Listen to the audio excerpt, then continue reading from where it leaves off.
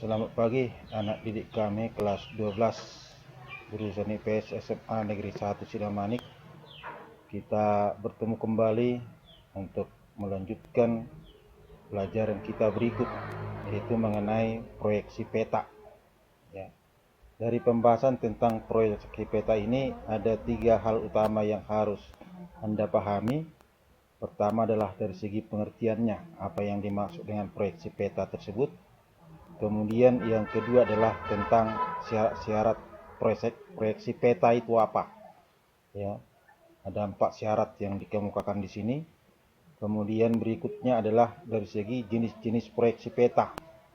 Itu ada 3 klasifikasi jenis proyeksinya. Ada berdasarkan bidang proyeksinya, yaitu adanya proyeksi azimutal, proyeksi kerucut, proyeksi silinder. Kemudian ada berdasarkan kedudukan ataupun posisi sumbunya, dibedakan atas 3, ada proyeksi normal, ada proyeksi miring atau oblique, kemudian ada proyeksi tegak lurus atau transversal. Kemudian klasifikasi yang ketiga adalah proyeksi modifikasi, yang dibedakan atas 4 bagian. Pertama adalah proyeksi sinusoidal, kemudian proyeksi Bonnet atau equal area, kemudian dengan proyeksi Mollweg, kemudian proyeksi homolografik. Nah, ini yang dikemukakan oleh berbagai orang ahli. Ya, baik, marilah kita bahas mengenai secara menyeluruh dari pembahasan tentang proyeksi peta tersebut. Baik, yang pertama adalah kita telaah dari segi pengertiannya, apa yang disebut dengan proyeksi peta. Proyeksi peta ini merupakan teknik ataupun cara memindahkan gambar peta dari bidang lingkung ataupun globe ke bidang datar atau dalam bidang kertas, papan, dan lain-lain dengan memperhatikan prinsip pembuatan peta. Jadi proyeksi itu merupakan cara ataupun teknik untuk mengubah bidang lingkung atau bidang bola. Sebagaimana yang kita ketahui bahwa bumi itu bukan berbentuk 4 persegi, tetapi bentuknya bulat seperti bola. Ya. Sedangkan peta itu adalah gambaran permukaan bumi dalam bidang datar. Ya. Dalam bidang datar 4 persegi.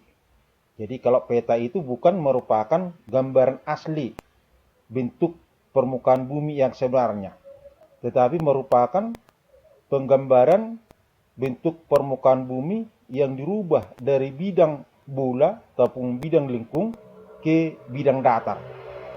Ya. Jadi peta itu bukan merupakan gambaran asli permukaan bumi, ya, sesuai dengan bentuknya, tapi dia dirubah dari bidang bola ke bidang datar. Jadi cara perubahannya itulah cara penggambaran bagaimana sehingga, ya, artinya menjadi bidang datar, ya, tanpa terjadi suatu kesalahan besar, ya, maka itulah yang disebut dengan proyeksi, ya. Jadi proyeksi peta ini adalah merupakan perhitungan secara matematis sehingga bidang lingkung tadi memungkinkan untuk bisa dirubah menjadi bidang datar, ya, bidang datar ataupun tegak lurus, ya kan, bidang datar 4 persegi panjang, ya. Nah, jadi proyeksi peta tersebut membentuk daripada bagian permukaan bumi yang bulat tadi berubah menjadi bidang datar. Nah, di dalam pengubahan itu ataupun di dalam proyeksi itu tentunya pasti, ya, tidak memungkinkan itu bisa dirubah walaupun sudah dengan perhitungan secara matematis mencapai 100%, ya, pasti terjadi adanya kesalahan, ya, ya, ataupun di dalam ilmu perpetaan di kesalahan yang terjadi akibat daripada pengubahan bidang lengkung ke bidang datar tadi, itulah yang disebut dengan istilahnya adalah distorsi peta, ya, distorsi peta. Ya. Baik, jadi dalam pengubahan bidang lengkung tadi, ya, tentunya ke bidang datar itu ada berbagai syarat-syarat. Ada 4 syarat tadi yang dikemukakan. Pertama adalah bahwa dalam proyeksi peta tersebut, ya, dalam pengubahannya dari bentuknya ataupun konformnya harus diupayakan tidak terjadi adanya perubahan yang fatal, ya. Jadi kalaupun misalnya, ya, ada seperti kita sebutkan tadi akibat daripada adanya distorsi, tapi bentuknya itu tidak jauh berbeda, ya. Jadi bentuk yang diubah, ya, dalam persyaratannya bentuk yang diubah harus tetap, itulah konform. Kemudian demikian juga dari segi jaraknya, equidistant, ya, equidistant. Equidistant ini artinya jarak. Jarak antara satu tempat ke tempat lain yang digambarkan dalam peta itu tidak boleh berubah, ya, harus tetap. Ya. Jadi kalau misalnya dari unsur jarak tadi yang sudah terdapat adanya skala dalam peta tersebut, artinya kalau diperhitungkan dari skalanya itu, luas wilayah yang dipetakan itu harus tetap dari segi-segi jaraknya kalau diukur di permukaan bumi, ya. Jadi kalau kita ukur misalnya di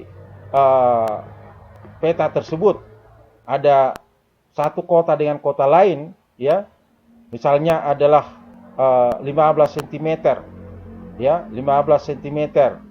Kemudian skalanya 1 katakanlah 1 juta, ya. Berarti kalau kita perhitungkan itu 15 kali 1 juta berarti 15 juta cm. 15 juta cm berarti itu nantinya akan menjadi, kita rubah ke kilometer, ya. 15 juta dibagi 100.000 artinya menjadi 150 km. Jadi jarak yang 150 km tersebut kalau diukur di lapangan harus tetap, ya, harus sama dia. Nah, harus sama. Jadi kalau diperhitungkan di atas kertas dari skala dan perhitungan jarak dalam dalam peta tadi, setelah dihitung skala dapatlah hasilnya jarak di lapangan, ya. Jadi jarak lapangan itu kalau dibuktikan di lapangan dia ataupun di permukaan bumi, yaitu jaraknya harus tepat, harus pas persis, misalnya 150 km, ya. Nah, itu yang disebut dengan equidistant, ya, equidistant, sama jarak, ya, sama jarak. Kemudian harus sama luas, ekuivalen, ya, sama luas. Jadi suatu wilayah yang dipetakan, ya, dengan ketentuan skala tertentu, ya kan, telah diperhitungkan dari segi panjang lebarnya, didapatkanlah luasnya, luas yang diperoleh di atas kertas tadi, ya. Untuk memperhitungkannya lapangan, setelah dibuktikan di lapangan harus pas luasnya, tidak boleh berubah, ya. Itulah yang disebut dengan persyaratan ekuivalen. Kemudian persyaratan yang keempat adalah arah dan jarak, arah dan sudut, bukan arah dan jarak, arah dan sudut, ya, arah dan sudut lokasi yang dipetakan, ya. Nah, arahnya apakah misalnya suatu lokasi tertentu, ya, mana arah utaranya, mana arah selatannya, satu titik dengan titik yang lain sudutnya berapa derajat, ya. Nah, itu nanti tentunya dalam pembahasan kita sebelumnya sudah ada yang mencakup arah dan sudut ini, ya kan, dari yang didapatkan dari azimut kompasnya, ya, azimut kompas. Nah, itu nantinya akan tidak boleh terjadi perubahan, ya, harus diupayakan tetap tidak terjadi perubahan. Nah, itulah yang menjadi ada 4 syarat mutlak tadi yang harus dipenuhi, ya. Jadi kalaupun misalnya, ya, dari salah satu unsur yang dibuatkan ini tentunya tidak mungkin dipertahankan untuk tetap, ya. Kalaupun terjadi perubahan ataupun sedikit saja terjadi perubahan, itu tidak jadi permasalahan besar lah itu, ya. Karena kita sebutkan tadi, pengubahannya itu tidak akan memungkinkan, kalaupun sudah dilakukan yang namanya proyeksi itu, tidak memungkinkan itu hasilnya bisa 100%, ya. Itu. Baik, berikutnya adalah dari macam-macam proyeksi, ya, ataupun klasifikasi proyeksi. Ya, dari berbagai macam proyeksi bisa dibedakan. Pertama adalah berdasarkan daripada bidang proyeksinya, ya. Kemudian berdasarkan sumbu proyeksinya. Kemudian ketiga adalah berdasarkan proyeksi modifikasi, ya. Nah, kita mulai dari jenis proyeksi tersebut menurut bidang proyeksinya, ya, yang dibedakan atas 3 bagian.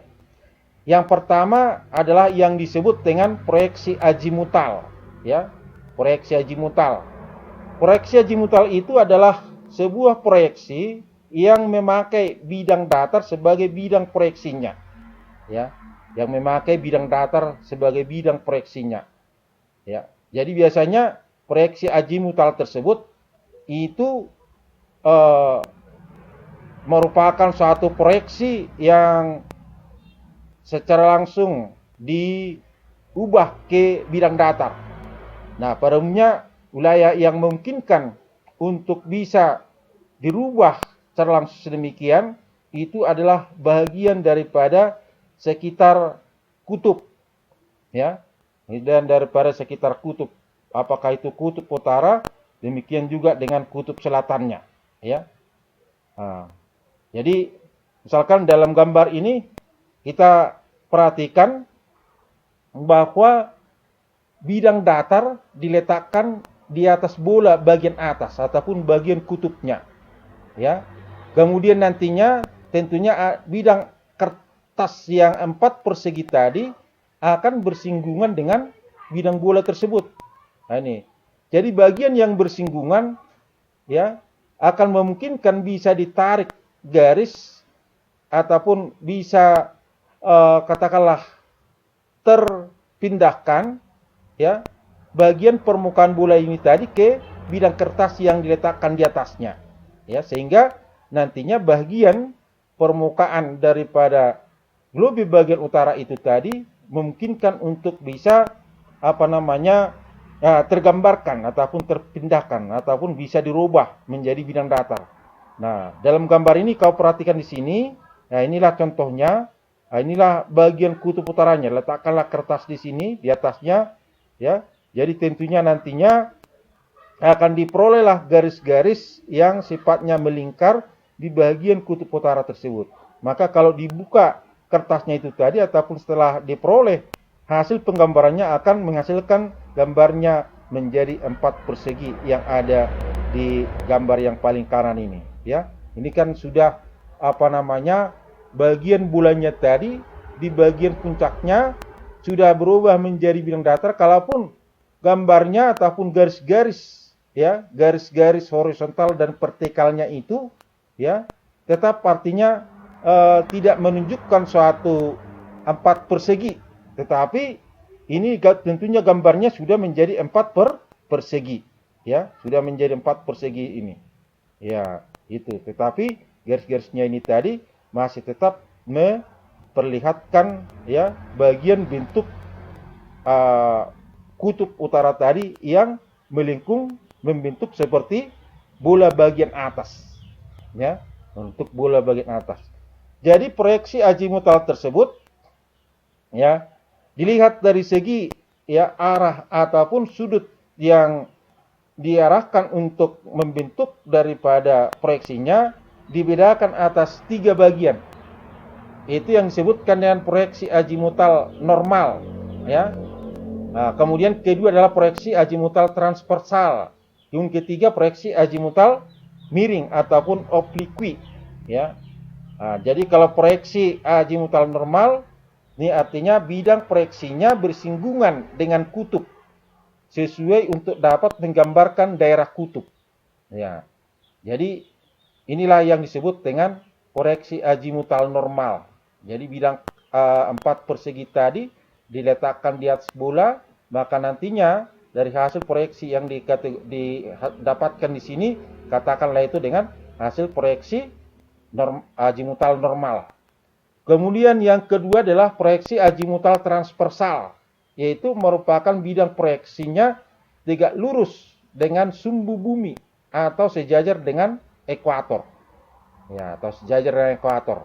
Jadi di sini kita perhatikan, inilah bidang kertasnya tadi 4 perseginya, kemudian ditempelkanlah itu pada bidang bolanya, tetapi bidang bola yang ditempelkan itu adalah ya wilayah yang berada di sekitar ekuator, ya, daerah sekitar ekuator, sehingga dari proyeksi azimutalnya sudutnya tegak lurus terhadap ya sumbu buminya, ya, ini tegak lurus, ya.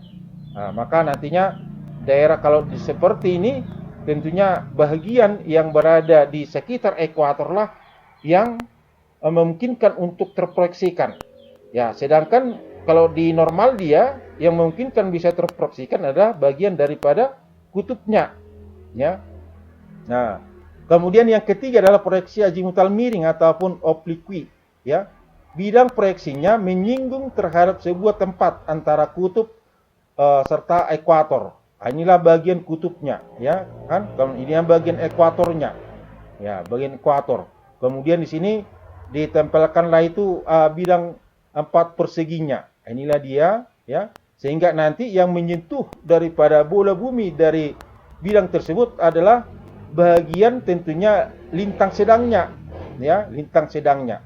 Nah, nantinya akan mungkinkanlah diperoleh ya bagian lintang sedang daripada permukaan bumi itu memungkinkan untuk bisa dihasilkan.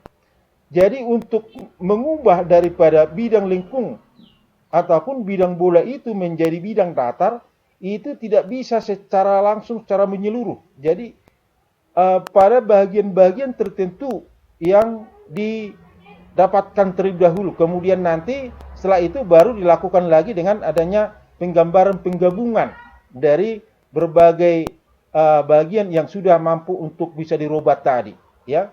Jadi bidang lengkungnya itu dirubah ke bidang datar secara bertahap ataupun pada bagian-bagian yang tertentu. Jadi kalau proyeksi azimutal ini terutama adalah untuk menghasilkan penggambaran wilayah permukaan bumi yang terutama itu adalah yang berada di bagian kutubnya. Nah, ini yang terutama hasil proyeksi daripada azimutal, sehingga mungkin kan nanti bisa diperoleh ya bagian bidang datar daripada kutub utara, kemudian bagian bidang datar daripada kutub selatan. Nah, kemudian berikut adalah berdasarkan bidang proyeksinya ini tadi, yang kedua adalah proyeksi kerucut, ya, proyeksi kerucut. Proyeksi kerucut itu yaitu proyeksi yang menggunakan kerucut sebagai bidang proyeksinya, ya. Jadi ini sebuah kerucut, ya, sebuah kerucut. Jadi kerucut diambil, kemudian berikutnya globenya dimasukkan ke dalam kerucut. Nah, jadi tentunya nantinya bahwa bidang bola tersebut ya akan bersinggungan dengan bidang kerucut tersebut. Nah, setelah artinya terproyeksikan bagian permukaan bola ini tadi ke bidang kerucut, maka berikutnya adalah kerucutnya itu dibelah, ya, dibelah kemudian direntangkan, ya, dihempangkan, maka akan terdapatlah gambaran yang 4 persegi, ya. Nah, jadi proyeksi kerucut ini pun kalau dilihat dari segi sumbu arah proyeksinya yang dihasilkan, apakah membentuk sudut tegak lurus terhadap sumbu bumi ataupun membentuk sudut miring ataupun ada secara normal, ya, berimpit dengan ya sumbu bumi, maka dilihat dari segi sumbunya ataupun sudut yang dihasilkannya, maka proyeksi kerucut tersebut dibedakan juga atas 3 bagian. Yaitu yang pertama adalah proyeksi kerucut normal, ya, yaitu merupakan proyeksi kerucut yang bidang proyeksinya mengenai daerah lintang sedang, ya, sesuai untuk daerah lintang sedang.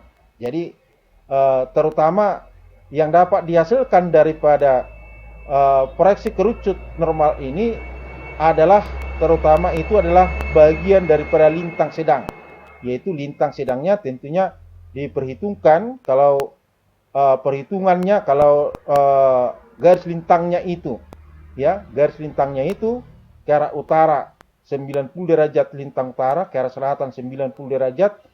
Jadi kalau kita bagi dari 90 itu dibagi 3, yaitu untuk membedakan ya bagian lintang rendah, sedang dan tinggi, maka tentunya ya bisa kita buatkan batasannya. Yang pertama adalah yang disebut lintang rendah itu adalah dari 0 derajat sampai 30 derajat ya ke arah lintang utara, demikian juga ke arah lintang selatan.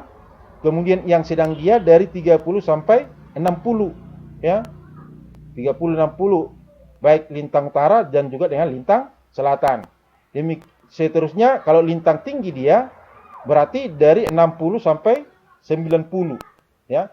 Jadi kalau proyeksi kerucut ini ya memungkinkan untuk bisa menghasilkan ataupun memindahkan bidang lengkung bola ini tadi adalah daerah yang berada di sekitar antara 30 derajat sampai 60 derajat lintang utara dan juga dengan lintang selatan ya. Jadi proyeksi ini tadi, proyeksi kerucut ini memungkinkan untuk bisa artinya digunakan 2 kali. Yang pertama adalah bagian kutub utaranya, kemudian dilanjutkan lagi dengan bagian kutub selatannya ya. Itu.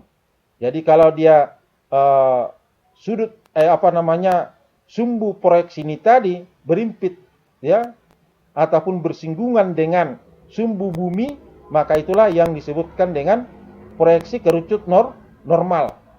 Nah, kemudian berikutnya yang kedua adalah proyeksi kerucut transversal ya.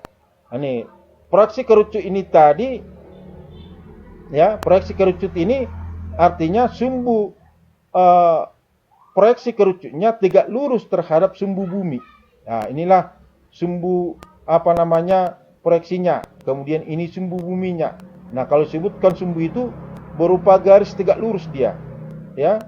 Garis tegak lurus. Jadi kalau sumbu bumi ini dari utara ke selatan, ya. Dari kutub utara ke kutub selatan, ya. Nah, kemudian berikut inilah proyeksi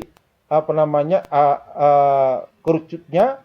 Kemudian kerucutnya itu diarahkan ke arah bagian daripada sekitar ekuator ya, sehingga dia akan membentuk sudut tegak lurus ya, 90 derajat 180 derajat ya. Nah, ini dia. Nah, seperti itu.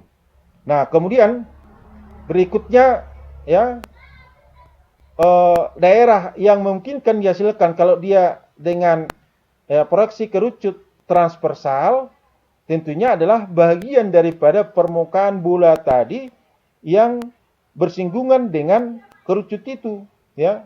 Itulah yang memungkinkan untuk bisa terproyeksikan ataupun memungkinkan untuk bisa tergambarkan. Nah, kemudian proyeksi kerucut miring ya. Bagaimana proyeksi kerucut miring yang dikatakan?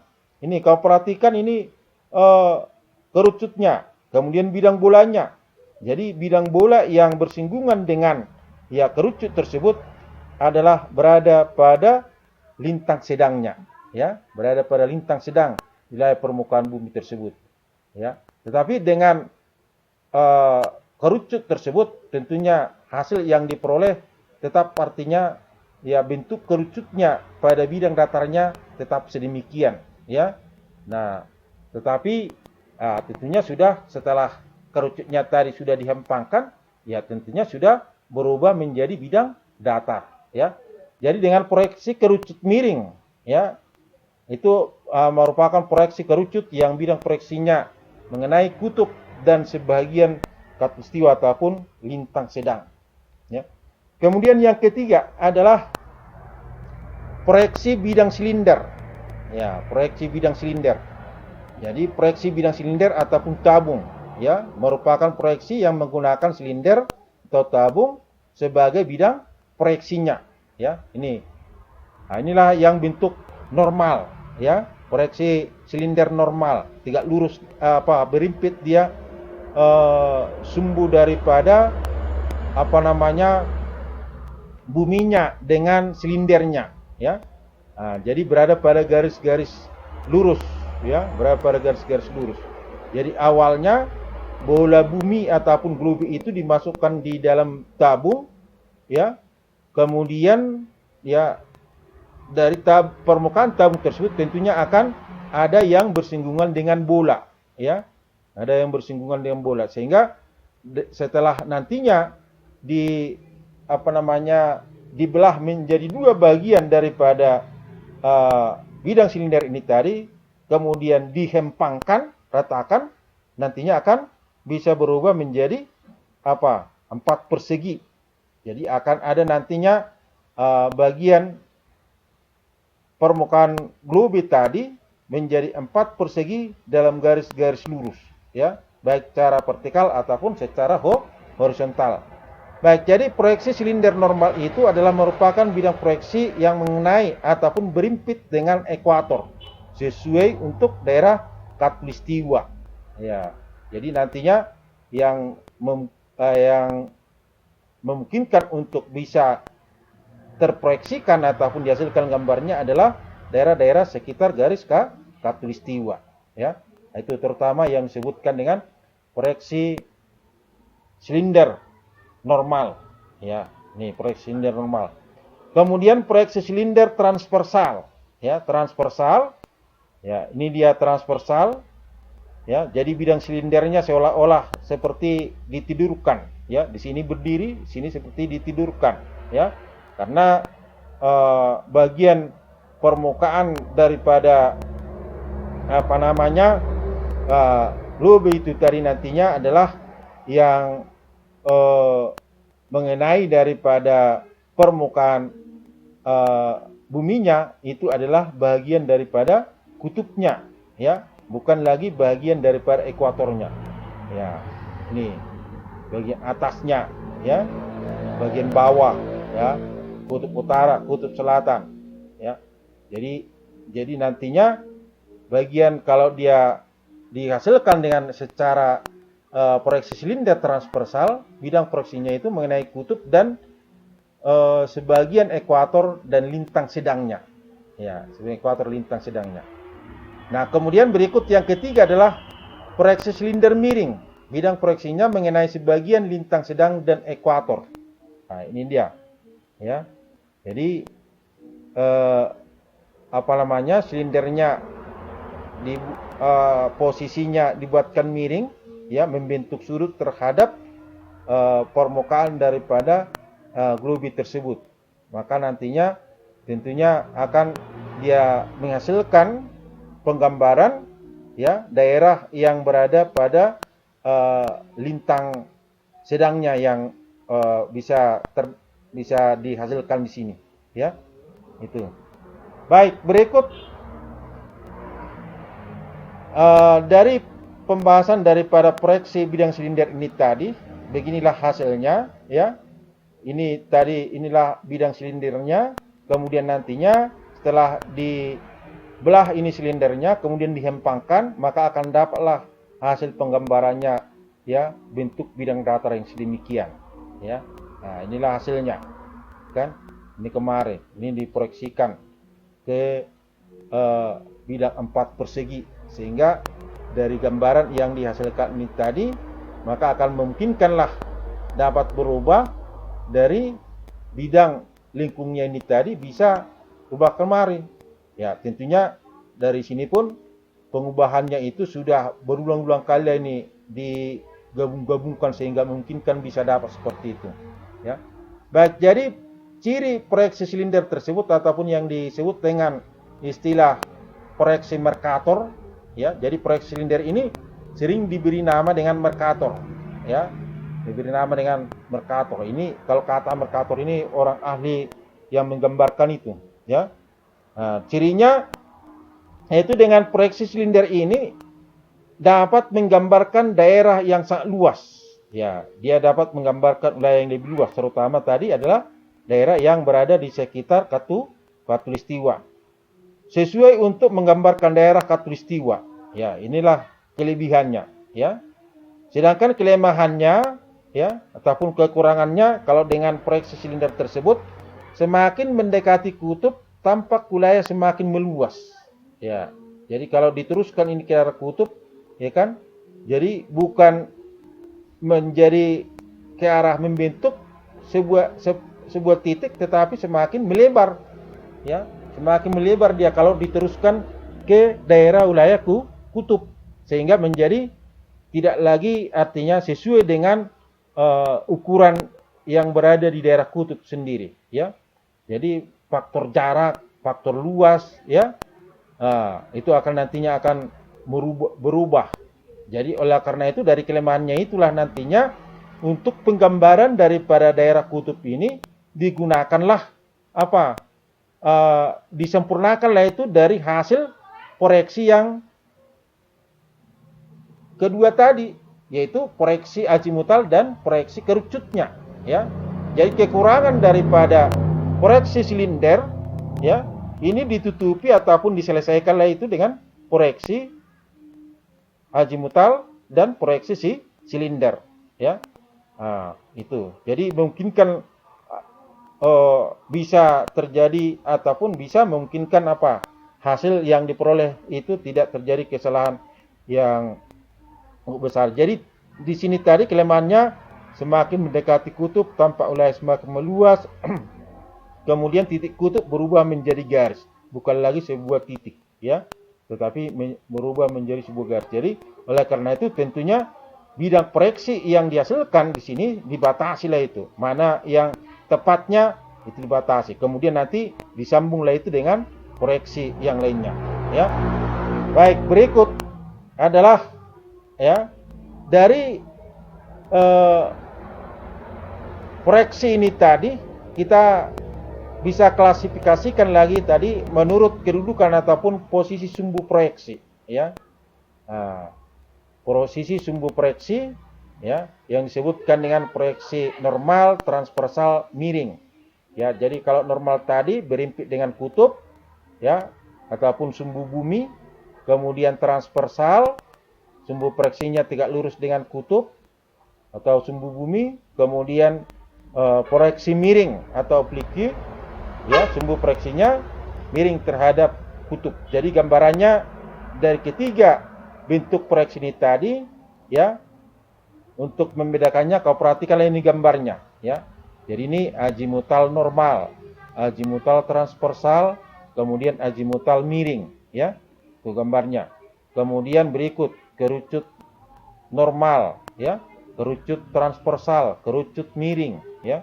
Kemudian demikian juga silinder, silinder normal, silinder transversal, kemudian silinder miring, ya. Itu tadi dari berdasarkan sumbunya, ya, sehingga memungkinkan, ya, dari sumbu proyeksi yang digunakan, ya, memungkinkan untuk bisa saling melengkapi daripada kekurangan-kekurangan setiap proyeksi, ya. Jadi kekurangan proyeksi normal itu bisa dilengkapi proyeksi transversal, ya. Nah, kemudian proyeksi transversal kekurangannya itu bisa dilengkapi lagi dengan proyeksi miring, ya, sehingga memungkinkan bisa nanti diperoleh hasil yang lebih tepat. Nah, kemudian berikut adalah proyeksi modifikasi, ya, modifikasi. Jadi modifikasi ini artinya tergantung daripada orang ahlinya, ya, yang menggambarkannya. Kadang-kadang, ya, di dalam proyeksinya ini kalaupun diikuti tadi ketiga proyeksi dengan sudut-sudutnya itu tadi, tetap juga bisa terjadi kesalahan, ya, dalam penggambarannya. Jadi oleh karena itu dilakukanlah yang disebut dengan proyeksi modifikasi. Jadi modifikasi ini artinya untuk memperbaiki ataupun untuk semakin menyempurnakan daripada penggambaran permukaan bumi dari proyeksi-proyeksi yang dilakukan tadi, ya. Baik dengan menggunakan proyeksi azimutalnya, proyeksi kerucutnya, proyeksi silindernya, ya, dengan sudut-sudut yang dihasilkan ataupun yang dibuat, sehingga nanti, ya, dari kekurangan-kekurangan ataupun kelemahan-kelemahan yang terjadi situ digenapi lagi dengan adanya proyeksi modifikasi.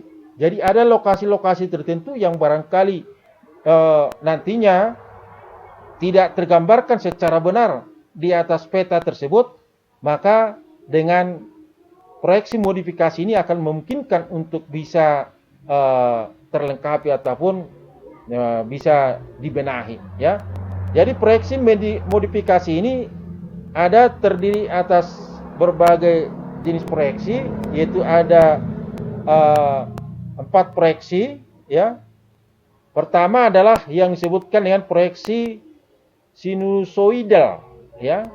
Sinusoidal di mana sudut dan jarak sesuai pada daerah meridian tengah dan khatulistiwa, ya. Kemudian sesuai untuk menggambarkan daerah yang kecil di mana saja, seperti Amerika Selatan, Australia, dan Afrika. Jadi dengan proyeksi sinusoidal ini terutama adalah menggambarkan sebutkan wilayah-wilayah yang sifatnya adalah relatif sempit, ya, ataupun kecil, ya, kalau dibandingkan secara menyeluruh wilayah permukaan bumi itu sendiri, ya. Nah, jadi di sini, ya, kita perhatikan, ya, ini daerah-daerah yang memungkinkan untuk bisa terproyeksikan dengan sistem ini, ya. Ini gambarnya, ya. Kemudian kedua adalah proyeksi Bonnet atau equal area, ya, di mana proyeksi ini sifat-sifatnya sama luas, ya. Sudut dan jarak benar untuk daerah meridian tengah, ya, meridian tengah, dan pada paralel standar, ya, semakin ke kutub sangat kecil, sesuai menggambarkan Asia yang letaknya di sekitar garis khatulistiwa, ya. Jadi daerah yang berada disebutkan di sini, ya, daerah sekitar kutub dan kemudian daerah Asia, ya, ini akan memungkinkan bisa terproyeksikan lebih baik, ya. Nah, bisa terproyeksikan lebih baik. Nah, jadi ini gambarnya yang dinyatakan untuk dalam bidang proyeksinya itu tadi. Kemudian berikutnya adalah ketiga proyeksi Mollweed, ya, merupakan proyeksi yang mempunyai ukuran sama luas sampai menuju ke wilayah pinggir, sehingga di khatulistiwa lebih mengecil menuju ke arah kutub. Nah, ini dia. Ini hasil proyeksinya, ya. Ini gambarannya, ya. Kita lihat bahwa di daerah ekuator melebar, ya. Sedangkan ke arah kutub semakin dia mengecil, sehingga buminya, ya, artinya melebar ke khatulistiwa, ya. Ini. Jadi kalau kita lihat dari bentuk bumi yang sebenarnya, ya, lebih cenderung kemari dia, ya. Jadi tidak merupakan bulat sempurna dia, ya kan? Jadi bagian permukaan yang ada di di garis khatulistiwanya lebih melebar. Nah, kemudian berikutnya sesuai untuk menggambarkan suatu peta statistika, lalu peta arus laut, ya, serta juga peta pertanian. Itulah yang diperoleh di sini. Berikut yang keempatnya adalah proyeksi homolographic goods, proyeksi revisi dari proyeksi Mollweed, ya. Jadi proyeksi Mollweed ini semakin direvisi, ya, sehingga dari hasil revisinya menghasilkan gambarannya seperti ini. Ya, baik, saya kira itulah pembahasan kita tentang proyeksi peta. Untuk berikutnya, silakanlah Anda kerjakan tugas berikut ini, yaitu yang pertama, tuliskan pengertian proyeksi peta. Kedua, jelaskan 4 syarat penggambaran proyeksi peta. Ketiga, jelaskan 3 klasifikasi proyeksi peta. Inilah tugas yang harus kau kerjakan. Saya kira memungkinkan untuk bisa kamu kerjakan benar. Kira demikian pertemuan kita, ya. Dan untuk berikutnya, silakanlah Anda persiapkan dirimu untuk nantinya minggu depan kita adakan ujian akhir semester ganjil, ya, ataupun penilaian akhir semester ganjil, ya. Jadi Anda siap-siap di situ. Yang harus kau persiapkan adalah dari materi pelajaran bab 1, ya, bab 1 dan bab 2, ya. Ya, bab 1 dan bab 2 itu saja yang harus kamu persiapkan, ya, materinya. Saya kira demikian pertemuan kita dan selamat siang.